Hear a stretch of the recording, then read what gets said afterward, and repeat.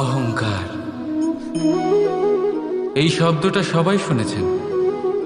বহু মানুষকে আপনি এটা বলতে শুনেছেন যে ওই ব্যক্তির অহংকার আছে, ওই মানুষটির ক্ষমতার অহংকার আছে, ওই ব্যক্তির নিজের রূপ নিয়ে অহংকার আছে, ওই ব্যক্তির নিজের অর্থের অহংকার আছে, ইত্যাদি ইত্যাদি। কিন্তু এই অহংকার, এর অস্তিত্ব হয় কি করে? এবারে একবার এই হাতটা দেখুন।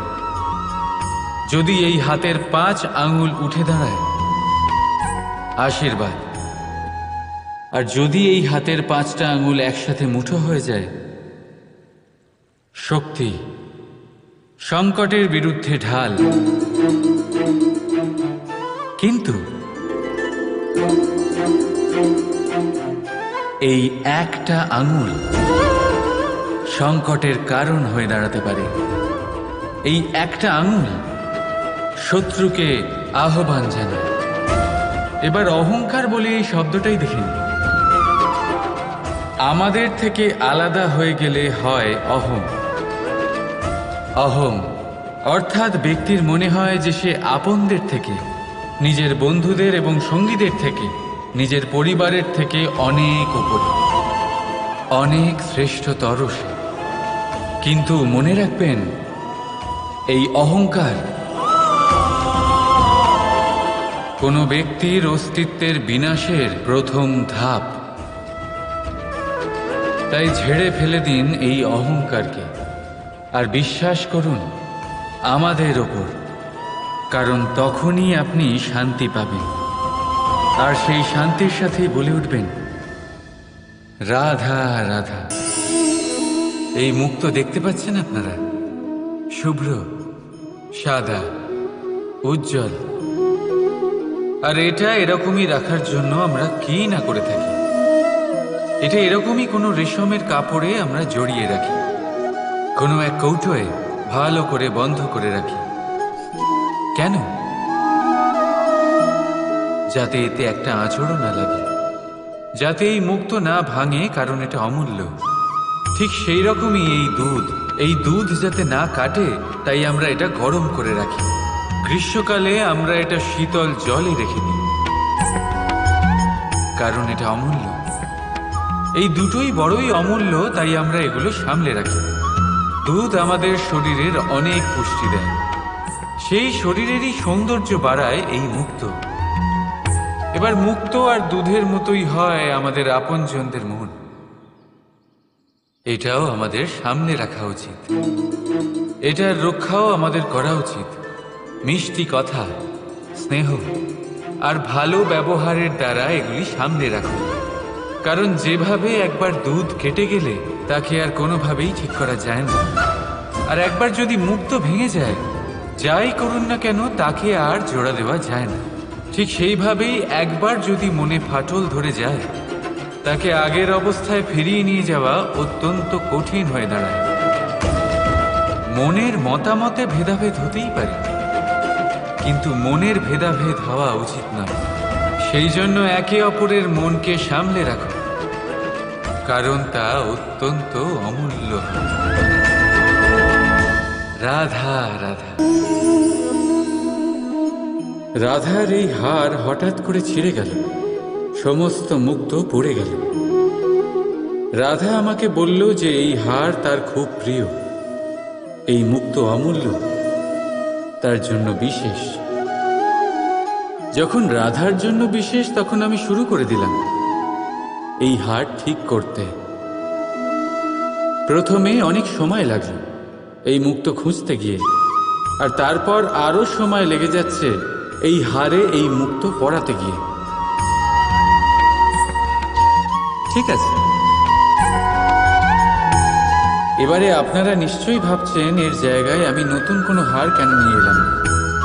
কিন্তু না, কোনো নতুন হার আমার রাধার গলায় দেখে আমার এত আনন্দ হবে না, যতটা সেই হার দেখে হবে যা রাধার প্রিয়, যা আমার রাধার জন্য অমূল্য। এই রকমই হয় আমাদের বন্ধু, আমাদের অমূল্য বন্ধু। তাই কোনো বিষয়ে যদি পরিস্থিতি খারাপ হয়ে যায়, কথা কাটাকাটি হয়, কোনো কারণে মতভেদ তৈরি হয়, তখন তাদের থেকে দূরে সরে যাওয়া একেবারেই উচিত নয়। বরং চেষ্টা করুন তাদের আবার প্রেমের বন্ধনে বেঁধে নিতে, নিজের কাছে রাখতে। কারণ এই বন্ধন, এই অমূল্য বন্ধু, এদের মাহাত্ম্য জীবনে অনেকটাই আলাদা। তাই আসুন আর ভালোবেসে বলুন, রাধা রাধা। আজ বড়ই কঠিন পরিস্থিতিতে ফেসে গেছি আমি। কখন থেকে এই দুধ মন্থন করেই যাচ্ছি, কিন্তু মাখন কিছুতেই তৈরি হচ্ছে না। হলো?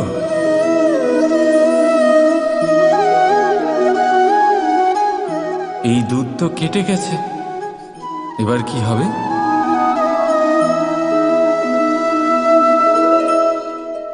আপনারা নিশ্চয়ই ভাবছেন কি সব অসম্ভব কাজ করার চেষ্টা করি আমি সব সময়।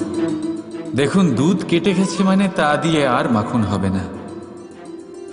ঠিক, খুব ভালো কথা যে আপনারা এটা জানেন। এটাও জেনে নিন যে আমাদের সম্পর্ক ঠিক এরকমই হয়। যদি সম্পর্কে তিক্ততা চলে আসে, তাহলে যতই চেষ্টা করুন না কেন, কোনো লাভ হবে না। যদি আপনি আপনার সম্পর্কে সুখের মিষ্টি মাখন খেতে চান, তাহলে মন রূপী দুধকে কাটতে দেবেন না। রাধা রাধা। এই বৃক্ষ দেখতে পাচ্ছেন আপনি, একদম অটল, সারা দিন কঠোর রোদে দাঁড়িয়ে থাকে, নিচে যে বসবে তাকে ছায়া দিতে। এবার যত সময় বয়ে চলে, ততই এই বৃক্ষের প্রতিটা শাখায় পাতার সাথে সাথে ফুলও ফুটতে শুরু করে, যে ফুল পরে ফলে পরিণত হয়। এবার সময়ের সাথে সাথে যখন ঋতু বদলায়, তখন এই ফল পাড়া হয়, আর কিছু ফল ঝরে যায়। পাতা ঝরার ঋতুতে পাতারাও এই গাছের সঙ্গ ছেড়ে দেয়, কিন্তু এই বৃক্ষ নিজের জায়গাতে অটল থাকে, না ফল আসার উৎসব করে, আর না পাতা ঝরে যাওয়ায় শোক পালন করে। আর সেই জন্যই আমরা বৃক্ষকে পুজো করি, কারণ এই বৃক্ষ নিজের স্থানে অটল থাকে। সেইভাবেই সুখ আর দুঃখ আমাদের জীবনের অভিন্ন অঙ্গ। সুখ আর দুঃখ সর্বদাই থাকবে। সেই জন্য কখনো জীবনে সুখ এলে অহংকারে ভরে উঠবেন না, আর না কখনো দুঃখ এলেই শোক পালন করবেন। কারণ সুখ আর দুঃখ সময়রূপী, জীবনরূপী বৃক্ষের ফল। এইগুলো আসবে আবার যাবেও, কিন্তু সুখে আর দুঃখে যে ব্যক্তি অটুট থাকবে, সেই পূজনীয় হবে। রাধা রাধা। কোকিল আর কাক, এই দুই পাখি অনেকটাই সমান, দেখতে একই রকম, রূপেও তারা সমান, রঙও বেশিরভাগ সময় একই হয়। হয়তো কখনো কখনো আপনি এটাও দেখেছেন যে কোকিল কাকের বাসায় থাকে। দূর থেকে যদি আপনি এই দুই পাখি দেখেন, তাহলে এদের পার্থক্য বোঝা অত্যন্ত কঠিন। এদের পার্থক্য আপনি তখন বুঝতে পারবেন যখন বর্ষার ঋতু আসবে, যখন এরা গলার স্বর বার করবে। একদিকে কাকের কর্কশ ধ্বনি, যা মনকে ক্ষুণ্ণ করে দেয়। অন্যদিকে কোকিলের মধুর কণ্ঠ মনের সব চিন্তা দূর করে দেয়। দেখুন, এই দুই পাখি একই রকম, তফাৎ শুধু গলার স্বরের, আর এই তফাৎ অনেকটা। আশা করি আপনারা বুঝতে পেরেছেন। কথার এই গুণ অত্যন্ত গুরুত্বপূর্ণ হয়। যদি আপনার কথা মধুর হয়, তাহলে তা সকলের কাছে আপনাকে প্রিয় করে তুলবে। আর যদি আপনার কথা কটু হয়, তাহলে খুব সহজেই আপনাকে সবাই তার শত্রু মনে করে নিতে পারে। কথা আপনার, সিদ্ধান্ত আপনারই। রাধা রাধা। মেহেন্দি নারীদের শৃঙ্গার। যার হাতে লেগে যায় তাকে নিজের রঙে রাঙিয়ে তোলে। আমাদের এখানে পরম্পরা আছে যে বিবাহতে অন্য অনেক অনুষ্ঠানে এই মেহেন্দি এমনই এক পাত্রে রাখা হয়, তারপর মহিলাদের মধ্যে ভাগ করা হয়।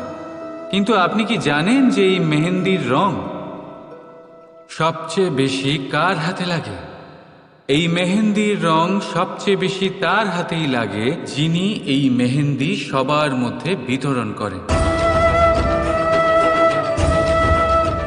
প্রেম, প্রসন্নতা, আনন্দ, এইগুলো মেহেন্দির মতোই হয়।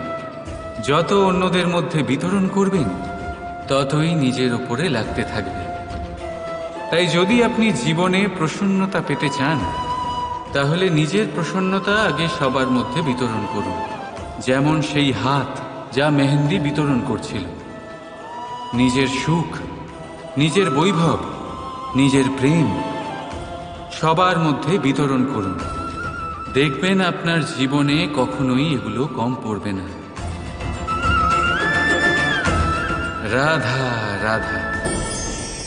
কখনো কখনো কেউ আমাদের ছোট বলে, আমাদের বিষয়ে নিজ মন্তব্য করে। আমাদের তা ভালো লাগে না,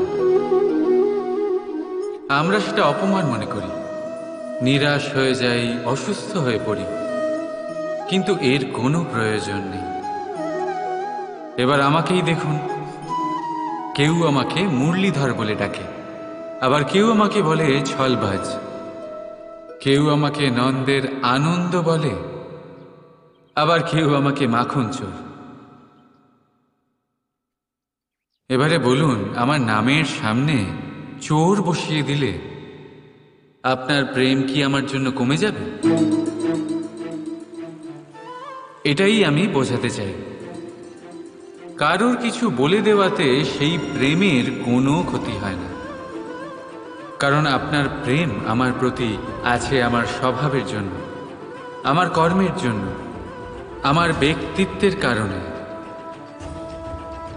তাই মনে রাখবেন, জীবনে কেবল কর্মের উপরে মন দিন, সেই নামের উপরে নয় যা লোকে আপনাকে দিয়েছে।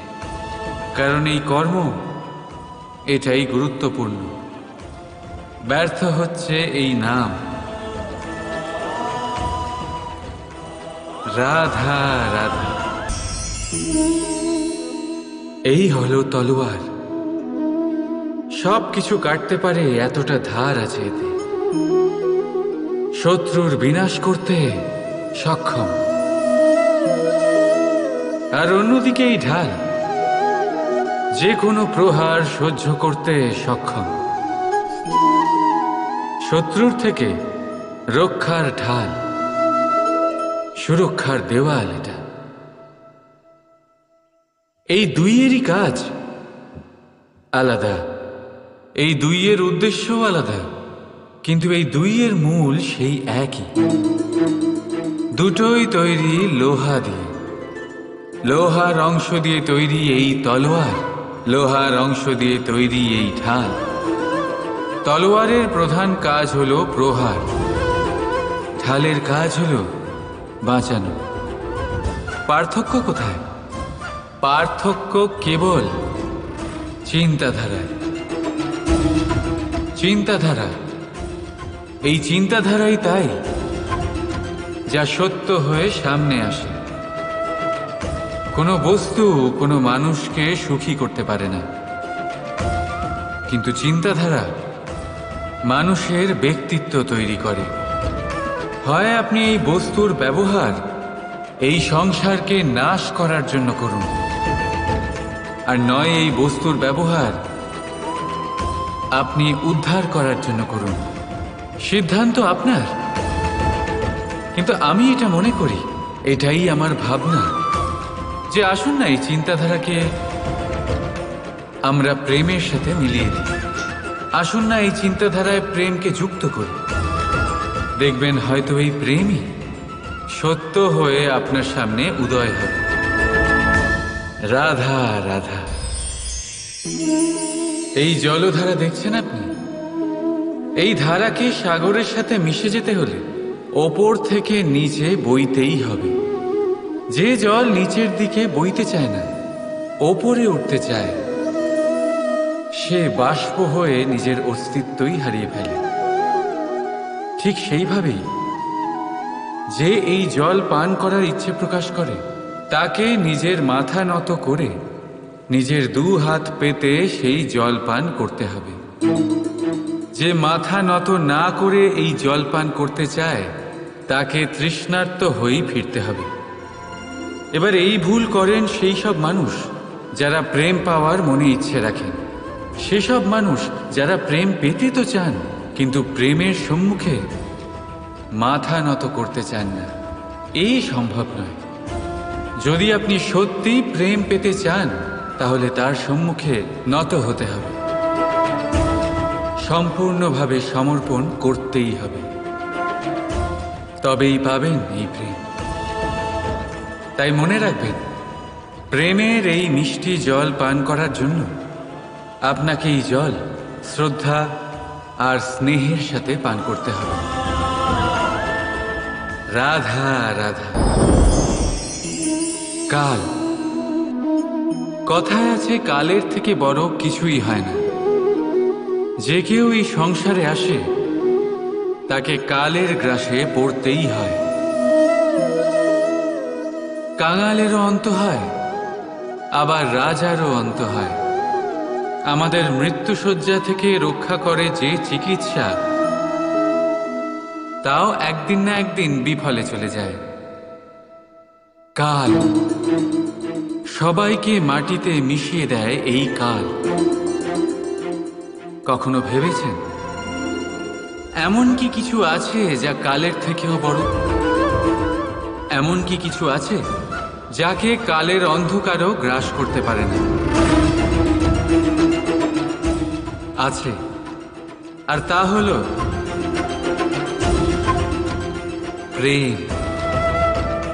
আমাদের অন্ত হয়ে গেলেও প্রেমের এই ভাবে কখনো অন্ত হয় না, জীবিত থাকে। প্রেমের কাহিনীরও অন্ত হয় না, জীবিত থাকে। এই প্রেম প্রেরণা হয়ে কালের থেকে বড় হয়ে জীবিত থাকে। তাই যদি আপনি কালে না হারাতে চান, তাহলে সবাইকে ভালোবাসুন। এই প্রেমের বন্ধনে বাঁধলে এই জীবন মৃত্যুর বন্ধন থেকে মুক্তি পাবে। রাধা রাধা।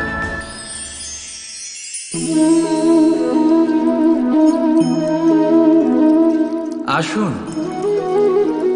আজ আম খেতে বড়ই ইচ্ছে হচ্ছে, কিন্তু দেখলাম বাগানে কোনো আমের গাছই তো নেই। তাই ভাবলাম আজ আমি এই গাছকে জল দিই। এতটা জল দেব যা একটা ফল হওয়ার জন্য যথেষ্ট। সন্ধেবেলায় একটা ফল দিয়েই দেবে, তারপর আমি সেই আম খাবো। আপনি ভাবছেন আমি এই কেমন কথা বলছি? এই গাছকে আমি যতই জল দিই না কেন, ফল ঋতু এলে তবেই হবে। ঠিক আছে, এটাই হলো রহস্য সাফল্যের। ঋতু এলে ফল নিশ্চয়ই হবে, কিন্তু তার আকার আপনাকে অবশ্যই বলে দেবে যে সেই বৃক্ষের কতটা খেয়াল রাখা হয়েছে। কর্মের ফল অবশ্যই পাবেন, কিন্তু কর্ম অনর্গল করে যেতে হবে। সাফল্য আপনি অবশ্যই পাবেন, কর্ম অনর্গল করে যেতে হবে। একটা শুভ কর্ম করে কিচ্ছু হবে না। কর্ম নিরন্তর করে যান, পরিশ্রম নিরন্তর করে যান, দেখবেন সাফল্য নিজেই আপনার কাছে আসবে। রাধা রাধা।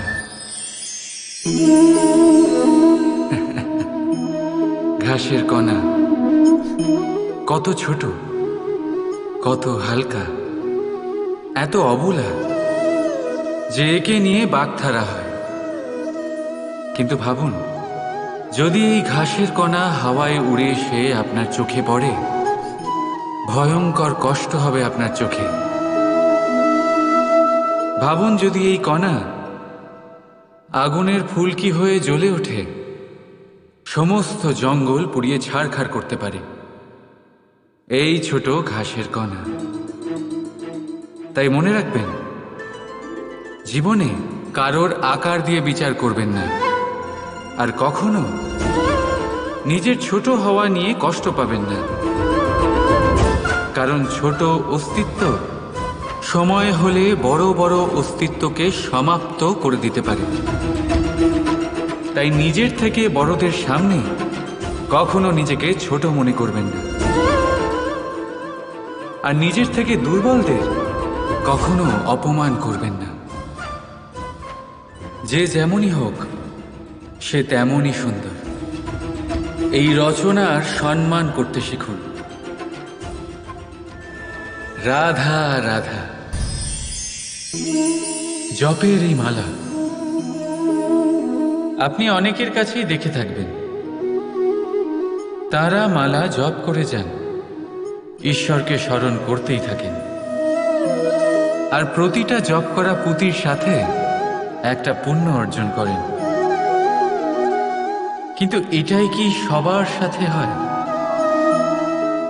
না। আপনি এটাও নিশ্চয়ই দেখেছেন, অনেক মানুষ বহু বছর এই মালা জপ করে যান, কিন্তু তাও কিছুই হয় না। সেই ক্রোধ, সেই অহংকার, সেই লোভ, সেই বাধা সব একই রকম থাকে। তার মানে সমস্ত পরিশ্রম ব্যর্থ। কখনো ভেবে দেখেছেন এমন কেন হয়? এই জন্যই হয় কারণ মালার পুঁতিগুলো জপতে জপতে অনেক মানুষ একটা জিনিস জপ করতে ভুলে যান, মনের জপমালা। সেই জন্য পরের বার এই মালা জপ করার আগে সর্বপ্রথম মন থেকে জপ করতে শিখুন। মনের মধ্যে যত মন্দ ভাব আছে তা ঝেড়ে ফেলে দিন, শেষ করে দিন সমস্ত দোষ। তবেই আসবে শান্তি, তবেই পাবেন সন্তুষ্টি, আর তবেই পাবেন প্রেম।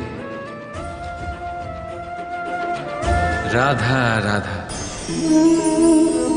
আসুন আজ আমরা কথা বলি এটার বিষয়। হীরে আমাদের জন্য অত্যন্ত মূল্যবান, অত্যন্ত প্রিয়, অত্যন্ত উজ্জ্বল। হীরের উজ্জ্বলতা সবাই চেনে, কিন্তু এই উজ্জ্বলতা আসে কোথা থেকে?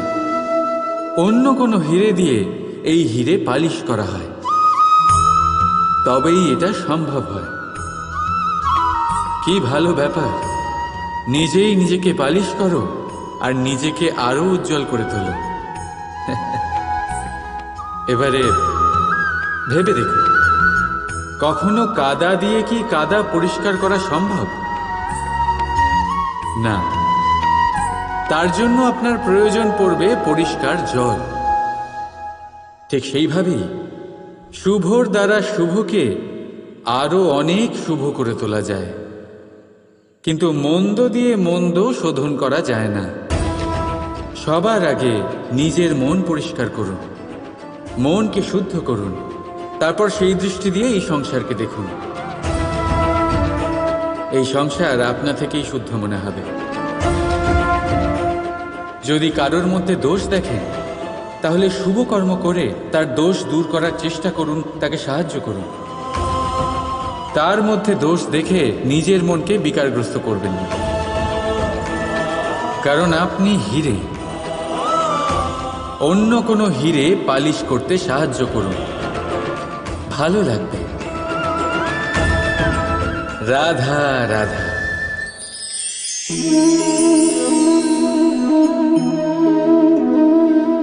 এই শিলা দেখতে পাচ্ছেন আপনি? এটা সেই শিলা যা আপনারা মন্দিরে দেখতে পান, যার সম্মুখে আপনারা মাথা নত করেন, হাত জোর করে প্রণাম করেন, প্রার্থনা করেন, নিজের জন্য শুভ কামনা করেন। এবারে ভাবুন, এই শিলা কি দিয়ে তৈরি? পাথরের এক খণ্ড দিয়ে, এক সাধারণ পাথরের খণ্ড। এবার যদি এই পাথরের খণ্ড আপনি অন্য কোথাও দেখেন তাহলে কি করবেন? পদাঘাত করবেন। সেই পাথরের আপনার কাছে কোনো মাহাত্ম্য নেই। এখন এইটাই মানুষের সাথেও হয়ে থাকে। আপনি হয় সংসারে সম্মান পাবেন, নয় পদাঘাত পাবেন, সেই সিদ্ধান্ত আপনার। যদি আপনি নিজের মধ্যে শুভ ভাবনা রাখেন, শুভ কর্ম করেন, বিপদের সংকটের সম্মুখীন হন, নিজেকে আরো শক্তিশালী করে তোলেন, সর্বদা সত্যের পথে চলেন, তাহলে দেখবেন আপনি সম্মান অবশ্যই পাবেন। নয়তো পদাঘাতের বিকল্প তো আপনার কাছে আছেই, তাই তো? রাধা।